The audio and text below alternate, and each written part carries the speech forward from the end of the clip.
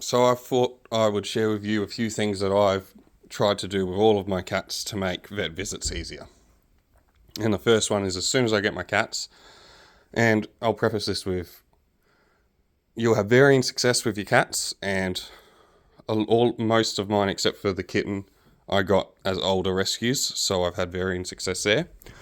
But that first is desensitizing them to me touching places that usually they don't like and usually have to get touched at the vet. So like Lettuce here will let me fiddle with her ears, she'll let me see her teeth, I can grab her paws, I can pull on her tail, I can hit her belly.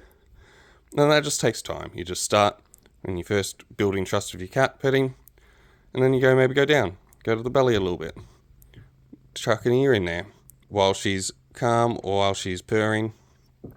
And then if they hiss back or they don't like it, you just stop, go back to normal patting, and then next time you do it, you just do it a little bit by little bit until they just let you touch them wherever they want. Same with Fluffy here.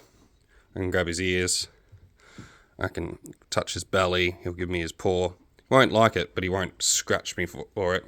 I can grab his tail. Poseidon's the kitten is the one I'm working on now. Kitten, come here. But we're pretty good. I can go to the tail. Give me the ears, please. Go to the belly. Go to the ears. And that's just, he's been the easiest because obviously I got him as a kitten. But that way, when I go to the vet, and the vet needs to check their ears, check their teeth, stick a thermometer up their bum, still going to be a stressful experience, but it's not going to be as bad because they're not as defensive of those areas. The second thing I do is this is the cat carrier I use. I don't put it away in a cupboard. I just keep it out all the time. Half the time it's open, they sleep on top of it, they sleep in it. It's a normal part of the furniture. That way, when it is time to go somewhere or go to the vet, I'm not pulling it out, they're not seeing it and freaking out because they associate that coming out of the cupboard with the vet. It's always there.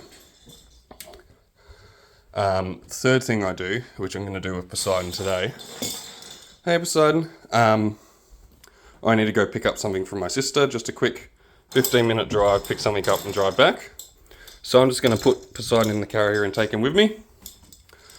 We're going to go to my sister's. He's going to get a treat when we get there, and then we'll come back.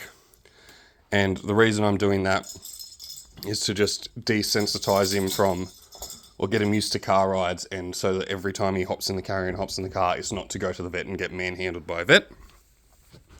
Romeo's his is the same as my other cats. I can just manhandle him however I want. He's probably my best one, he just lets me. Another thing I do is I'm usually chronically early. So anywhere I have to go, I'm usually half an hour early minimum. I don't do that with a vet. I time it to the minute because I don't want to spend any more time in that waiting room with potential other dogs or other cats there than I have to. My vet's really good, and usually if the room is free, even if the vet's not ready yet, they'll just put me in the room, which is great. Another thing I do, especially for Lettuce, because Lettuce really doesn't like dogs and she doesn't particularly like strangers, is I'll just bring a towel with me, so if we have to sit in the waiting room and there's other dogs around, I can just cover the carrier up, so if she can't see them, they can't see her, and it chills her out a little bit. Other than that, yeah, that's pretty much it. And just find a nice vet.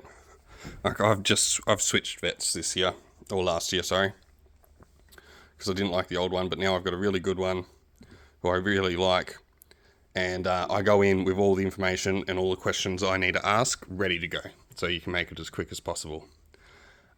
Things that you need to take note of before, if you go into a vet because your cat's sick, or even for a checkup. How were their previous bowel movements? Do they have diarrhea? Is going to be asked. Is it dark? Is it a different colour? That's a good one. Same with urine. Is it bright yellow?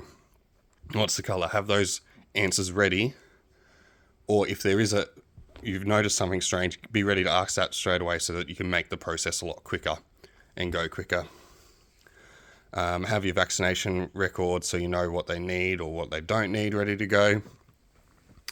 The goal is just to make the visit as short and as sweet as possible, and also disassociate all these things that usually only happen at the vet. So touching the ears, touching the tail, touching the teeth, hopping in the carrier, hopping in the car. A lot of cats only ever hop in a carrier or a car to go to the vet, and then that becomes a negative association. So I try and get rid of that and have positive experiences with there as well. They're still not going to like the vet. Nothing I can do about that, but I can do some things to make it a lot easier for everyone else involved.